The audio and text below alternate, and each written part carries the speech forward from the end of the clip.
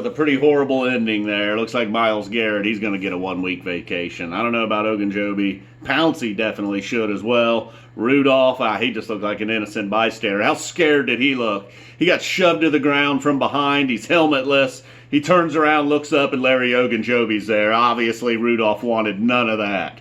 I don't know what he said, but you can see the fear in it. I don't blame him. I'd be scared of Larry Ogunjobi as well. So, enough about the end. That's an unfortunate end. I hate to see Myles Garrett go down. What about Joe Schobert, man? It was Joe Schobert's night. I don't think he was involved. Big night from Schobert. A sack, couple interceptions, multiple big tackles. I think he had a dozen tackles on the night. Definitely looking at the Defensive Player of the Week award for old Joe Schobert. So anyhow, let's get to the first drive of the night. Once again, the Browns take it right down the field, go up 7-0. Baker Mayfield puts this one in. Big setup by Odell Beckham. Looked like Odell got in the end zone. They marked him down at the 1-yard line. Although when he thought he had the touchdown, he gave the yawn over Tomlin's way, letting him know he heard.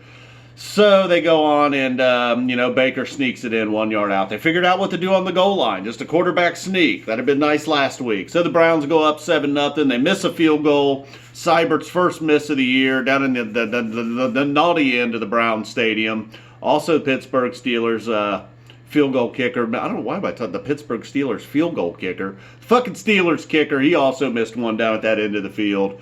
Browns get a touchdown pass to Landry in the second quarter, making up for Odell's non-touchdown yawn. He gives the official celebration yawn to Tomlin.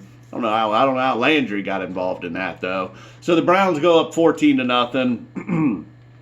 Pittsburgh does get a touchdown after the half. A drive helped out. It kind of felt like oh no, here we go again moment.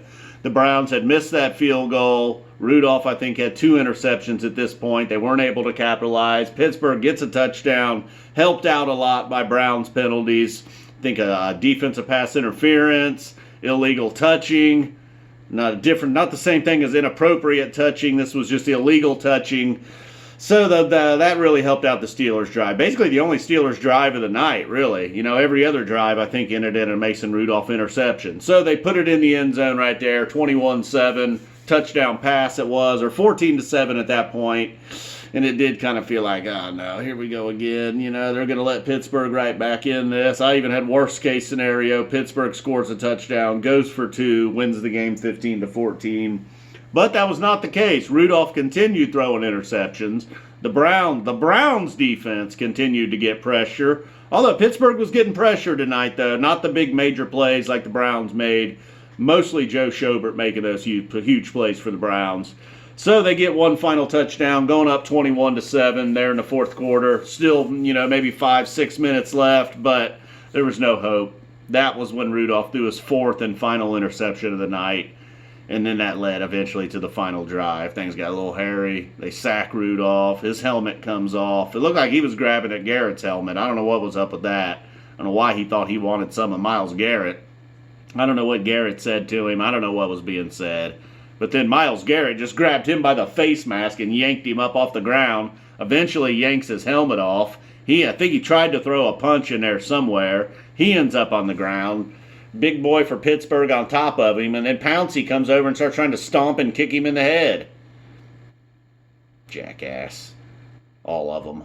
All right, guys. Well, that does it. I would say, boom, we are out of here. But what about a D-PAL for Joe Schobert?